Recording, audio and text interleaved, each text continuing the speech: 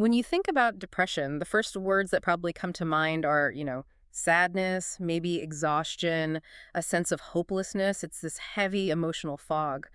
But what if, hidden inside that fog, there was something else entirely, something uh, paradoxical, like a kind of sharp, almost ruthless analytical clarity? It's one of the most counterintuitive ideas in psychology, really. We're taught to think that strong emotions cloud our judgment. And of course, they often do. But if you've ever been in that state, or you've talked to someone who has, you sometimes find this startling realism, a kind of rationality that's almost more logical than the optimism the rest of us run on. And that's exactly the tension we want to dive into today. How can this profound emotional pain actually sharpen a person's grasp on reality? We're not trying to glorify suffering here, not at all. It's more about understanding this very specific, very analytical survival instinct that can kick in. Exactly. The core idea is that depression can act as um, this brutal filter. It just strips away all the comforting little illusions, the self-serving biases we all use to get through the day. And when those are gone, well, what's left is often a piercingly accurate and, yeah, an excruciatingly painful view of the world as it is. So let's start there with the actual theory that puts a name to this. Right. It's called the Depressive Realism hypothesis. It really started gaining traction back in the late 80s. hmm And it suggests pretty boldly that people with mild to moderate depression can sometimes see reality more accurately than people without depression. That's a huge claim. I mean, if being accurate is the goal, why isn't everyone depressed? How do you even measure someone's grip on reality? Through some really clever experiments, the most famous one is often called the light bulb test. So participants would sit in front of a light bulb and a button. They were asked to figure out how much control their button pressing had on whether the light turned on. Okay, but I'm guessing there's a trick. A big one. A lot of the time, the light would turn on completely at random. It had nothing to do with them pressing the button. Ah, so it was a test of illusion, of seeing a pattern that isn't really there. Precisely. And the results were fascinating. The non-depressed participants, they consistently, and I mean dramatically, overestimated their influence. They believed their actions were causing the light to come on, even when it was just pure chance. They created a sense of control where there was none. That actually sounds kind of useful in a way. If you think you have more control, you're more likely to keep trying, right? To persist. It's the essential conflict, isn't it? That optimism bias, that illusion of control. These are incredibly important for our mental health and motivation. But in the test, the depressed participants were just more accurate. They looked at the evidence and said, nope, I don't have control here. They refused to invent a pattern. So they weren't being negative. They were just being correct, statistically speaking. Exactly. They were seeing things without that protective layer of self-delusion most of us need. Depression strips that away, and you're left with this narrowed, sober, piercingly realistic view.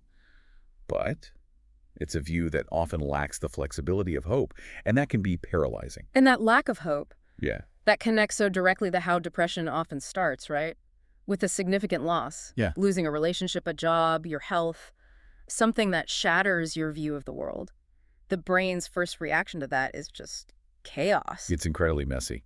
Grief and loss really disrupt our thinking. You see memory problems, you can't focus, you get caught in these loops of guilt or bargaining. It's not a rational state at all. But you're saying that out of that chaos, a different kind of thinking starts to take over, a sharper kind. Yes.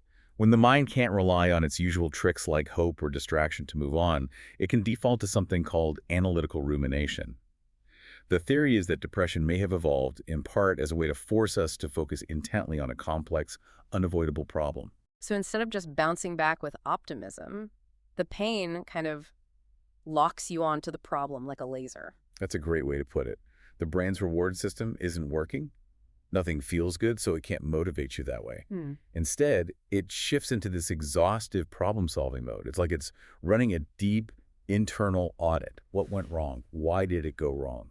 What were the fundamental flaws in my assumptions? It's the brain saying, okay, the emotional systems are down, switching to pure analysis to figure out this failure and make sure it never happens again. Right. Think about a messy breakup or getting fired. A non-depressed person might reframe it quickly. Oh, it wasn't meant to be. The analytically ruminating brain, though, it might spend months going over every single conversation, every mistake, every warning sign that was missed. They become a forensic analyst of their own life, and they start to see things they were too busy or too happy to notice before. Exactly. And that's why people in that state often say they're questioning everything, their family, their career, their friends. It's that problem-solving module working overtime, driven by a deep need to understand. So if this is a kind of cognitive tool, what's actually happening in the brain? What's the neurology that drives this shift from emotional fog to cold, hard logic? Well, we see two main changes that work together. First, the reward system gets dampened. The brain's dopamine pathways, which are responsible for making us feel pleasure and motivation, they just become less responsive. So it's like an emotional dimmer switch has been turned way down. Precisely. The things that used to bring you joy now just feel flat. And without that pull of a potential reward, the brain has less incentive to tell itself those optimistic stories. Rose-colored thinking really depends on the promise of feeling good, and that promise is neurologically muted. Okay, so that's one side. The pleasure centers go quiet, but what's taking over? That's the other half. Studies suggest there's increased, or at least altered, activity in the prefrontal cortex, the PFC. This is your brain's CEO. It handles planning, reasoning, evaluating consequences, Yeah. all the high-level logical stuff. So you've got the pleasure center offline and the calculation center in overdrive.